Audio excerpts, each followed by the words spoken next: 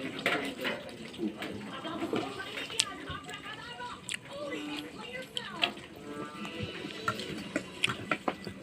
After AGT Season 5, kasi ako na mag-work sa pandemic ng time na yun. So, kailangan kumayod para sa future natin.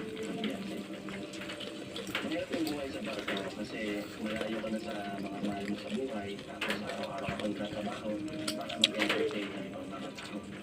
Sa barko ko na rin tinelebrate yung Vincent, Romania, and Alaga. Ng Beyonce.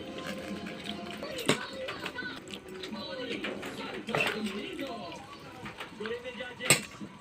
Good evening, pamilya! Ngayong gabi, nagka-prepare ako ng 4 na magic sa bawat judge. Kaya isang gusto na tayo natin piliin ngayong gabi. So, Miss Mela, tulungan mo ako. Pumili ka ng isa. At tulungan ko ng isa. Ano ko kaya ko? Tulungan na isa. Saan ba? Kaya, ito ba? Ito, sure ka na? Tanda mo maigit